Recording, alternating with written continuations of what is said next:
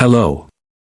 Today General Hospital will reveal when the polished veneer that Portia had spent years cultivating began to fracture. It felt as though her entire world was crumbling around her. As a respected physician and the head of human resources at General Hospital in Port Charles, Portia had long balanced the weight of high expectations with quiet grace and discipline.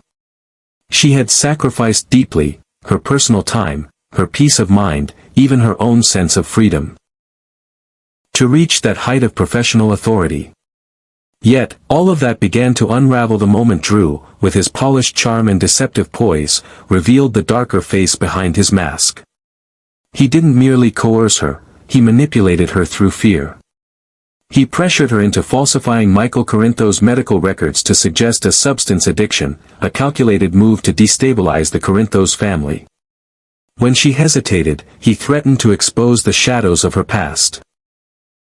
Details she had worked her entire life to bury. Portia, terrified of the damage such exposure could inflict not just on her, but on her daughter Trina's future, capitulated. It was a decision born of desperation, but one that left her stranded in a moral quicksand with no path of retreat. The situation deteriorated even further when Curtis, the man she thought stood beside her as a husband and partner, revealed Drew's affair with Nina during Drew and Willow's wedding. It wasn't just a bombshell.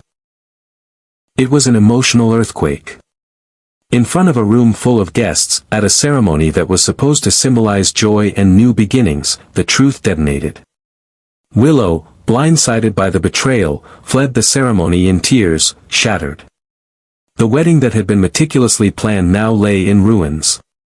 Drew stood humiliated before an audience that no longer admired him. His reaction was swift and unhinged.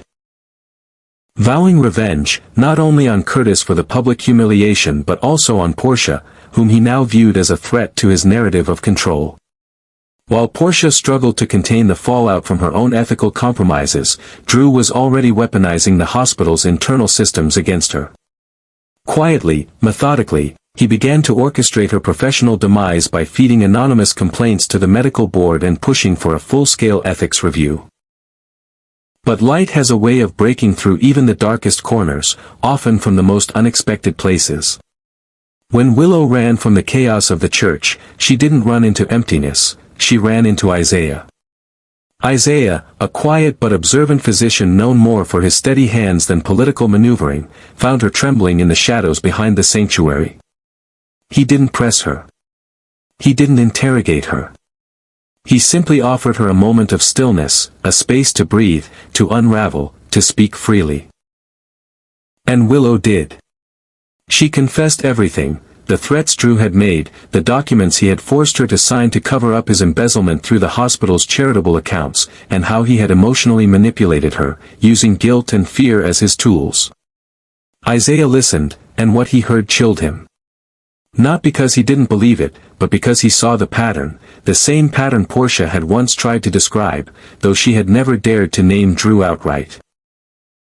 Isaiah knew he couldn't remain a bystander any longer. Without betraying Willow's confidence, he discreetly approached Portia. In a locked office away from prying eyes, he laid out everything he had learned.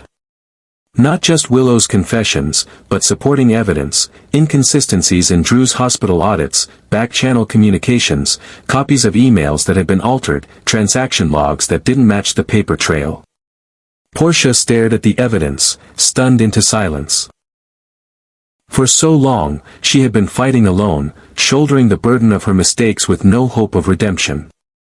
Now, in front of her, lay a path forward, not easy, not clean, but possible. Isaiah wasn't just a colleague now. He had become her ally, her confidant, the emotional anchor she didn't know she needed. Unlike Curtis, who had grown distant and cold, Isaiah met her vulnerability with quiet strength. Meanwhile, Drew grew more erratic by the day. He assigned people to trail Curtis, hoping to catch him in a compromising position.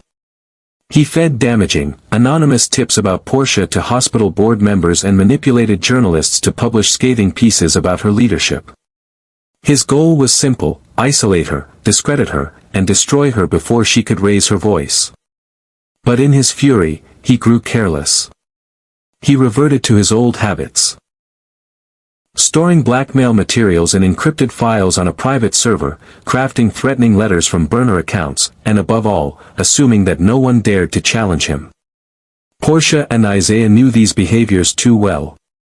They studied his methods, anticipated his moves, and quietly built a counteroffensive.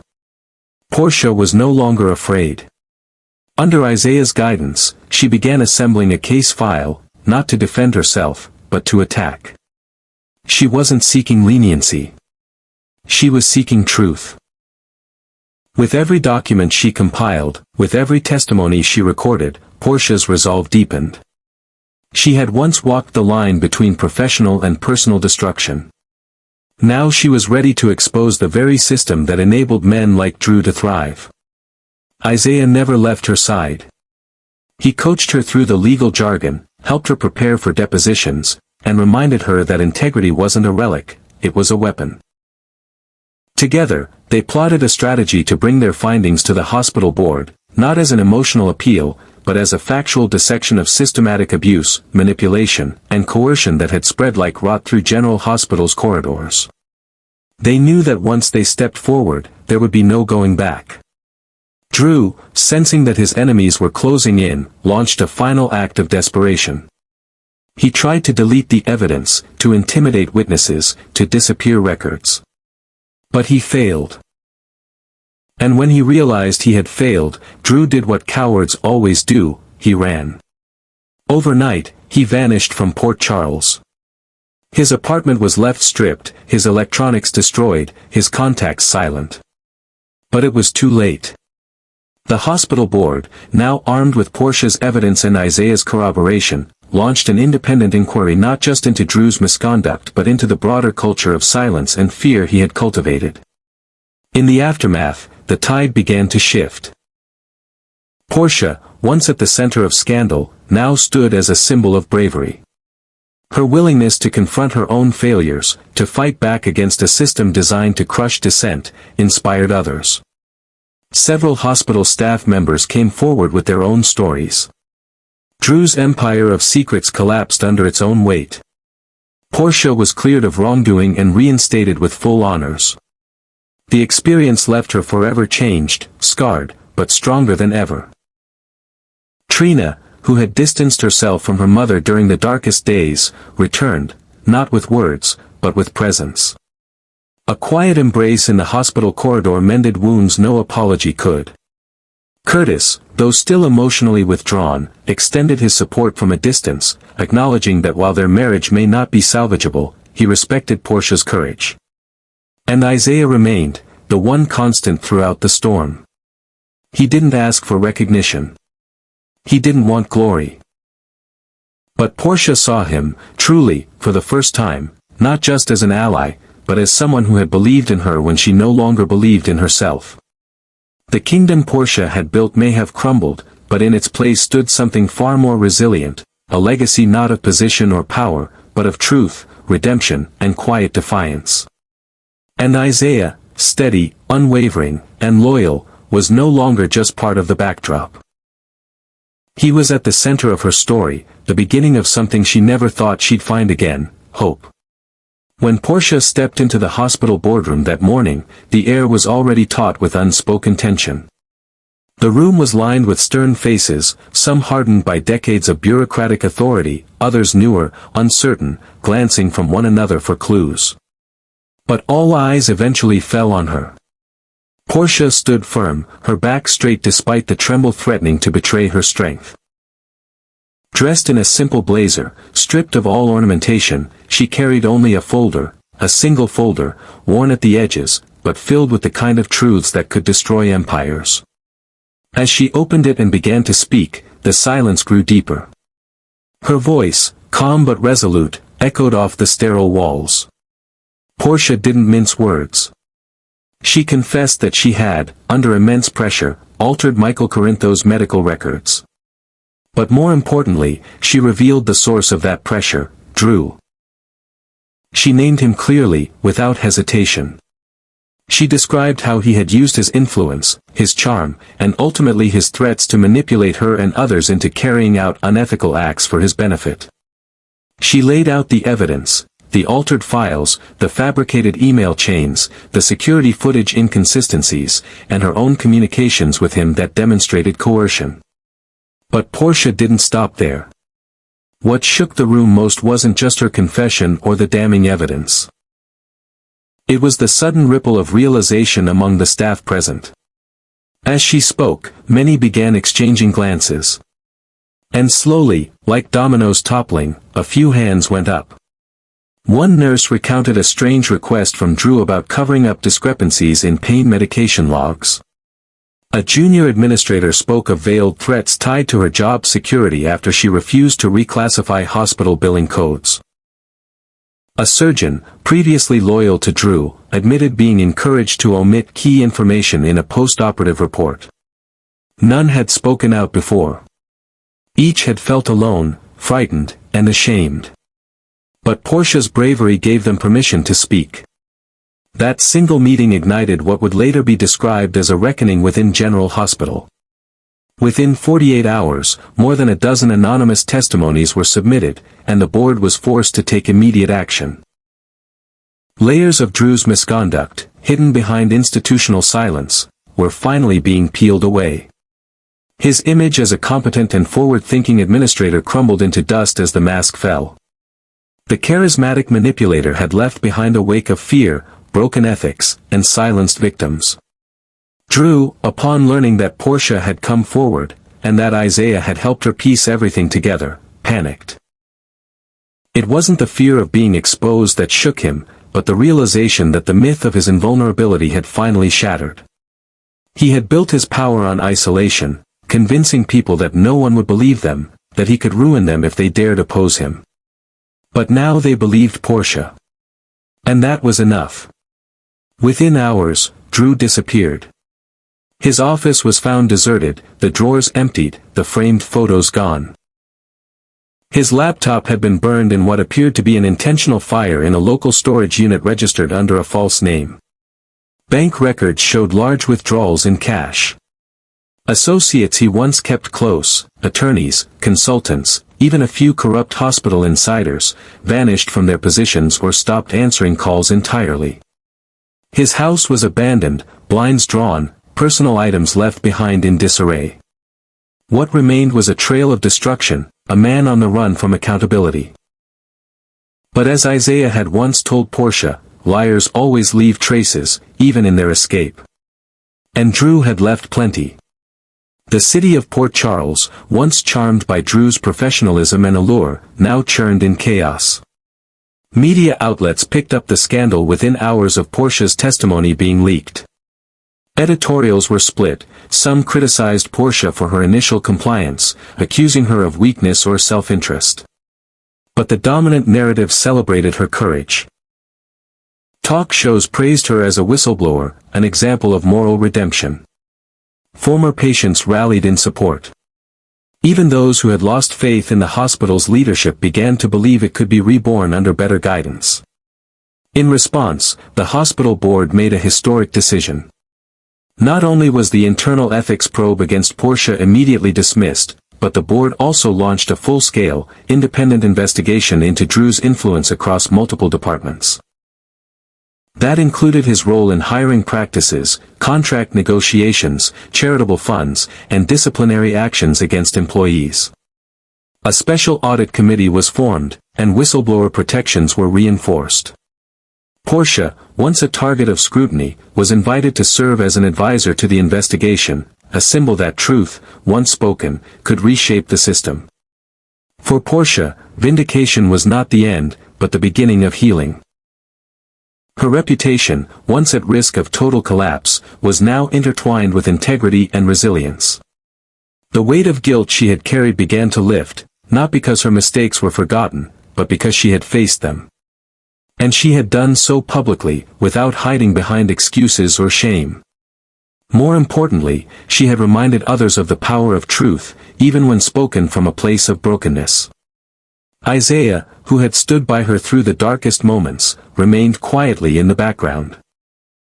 He declined interviews, rejected accolades, and simply continued his work at the hospital. But Portia knew, and the board knew, that without him, none of this would have happened. He had given her the tools, the faith, and the space to fight. And while their relationship remained undefined, it was unshakable. What began as a quiet alliance in the shadows of chaos had become one of the most meaningful partnerships in the hospital's history. As Portia walked down the hallways of General Hospital once more, patients and staff offered her nods of respect. Where once there had been whispers of doubt, now there were murmurs of gratitude. Her world had shattered, but in its place, a new foundation had been laid. One built not on the illusion of perfection, but on the strength of truth, accountability, and the courage to begin again. In the aftermath of everything. After the lies had unraveled, after the courtroom whispers had turned into headlines, after the facade of stability at General Hospital had shattered beneath the weight of corruption and betrayal, something remarkable began to happen. Not immediately. Not dramatically. But quietly, almost imperceptibly, like the first green bud sprouting through scorched earth. That something was Portia. A woman once defined by her titles and accolades, now standing solely on the foundation of who she truly was. And it all began the day her daughter returned. For months, Trina had drifted like a ghost in Portia's life. She didn't call. She didn't visit. She didn't even comment publicly, neither condemning her mother's actions nor defending them. Portia understood why. Trina had always admired her mother's strength, her clarity, her unwavering moral compass. But that image had shattered when Portia admitted the truth. Not only had she falsified a patient's records, but she had done so out of fear, not courage. She had been manipulated. And for Trina, raised to never surrender to fear or compromise values for convenience, this admission felt like betrayal.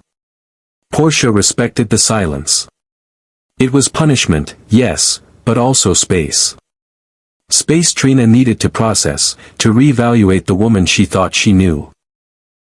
Portia never pushed, never sent flowers or letters begging forgiveness. She simply waited. She continued her work. She faced every board hearing, every news headline, every disapproving glance with quiet grace, and allowed her actions, not her defenses, to tell her story. She stood before critics, not with excuses, but with truth. And Trina, even from a distance, saw it all. So, on that still Wednesday afternoon, when Trina stepped into the hallway outside Portia's office, her mother had no idea what to expect.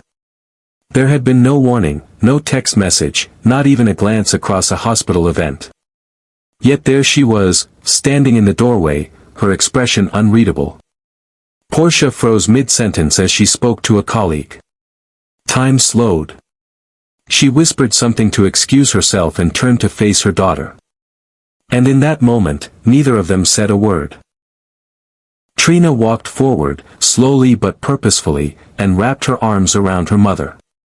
The hug wasn't rushed or performative, it was deep, raw, and filled with everything words could never capture. There was no apology, because none was needed. No justification, because none was possible. It was forgiveness in its purest form, offered not from logic but from love.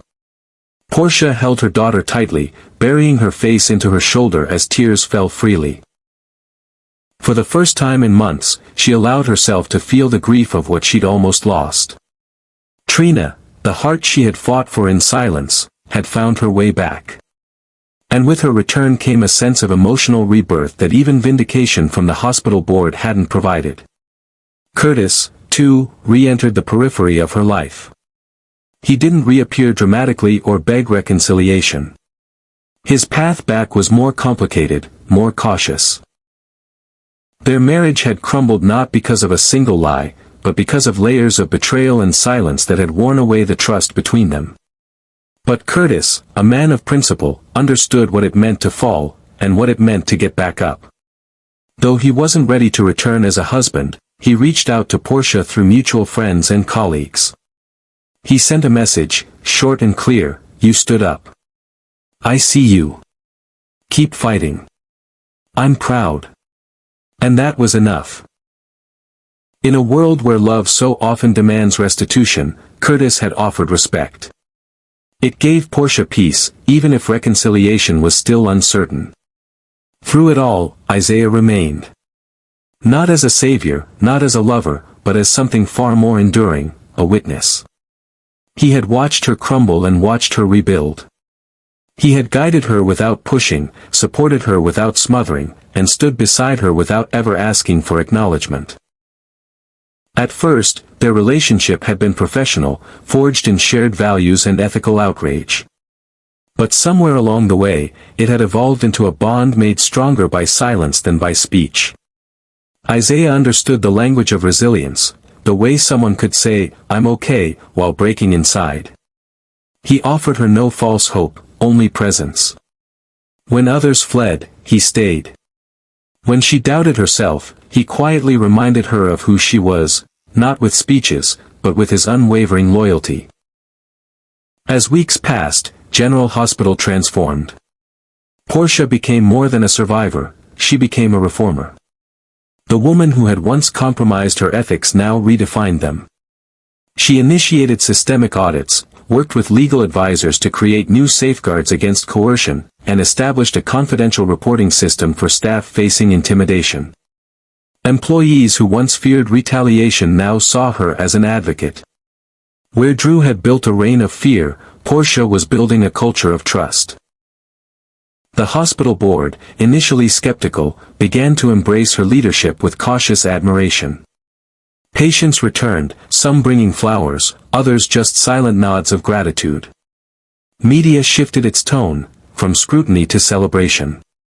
Portia wasn't painted as a fallen hero or a tragic figure, she was hailed as a fighter who refused to let her darkest moment define her. And with Isaiah still quietly at her side, she no longer walked alone. Their connection never became a headline. It wasn't marked by romantic gestures or scandalous speculation. It existed in the subtleties, in the way Isaiah would wait outside meetings, just in case she needed a familiar face, in the way Portia would seek his eye in a crowd for steady reassurance.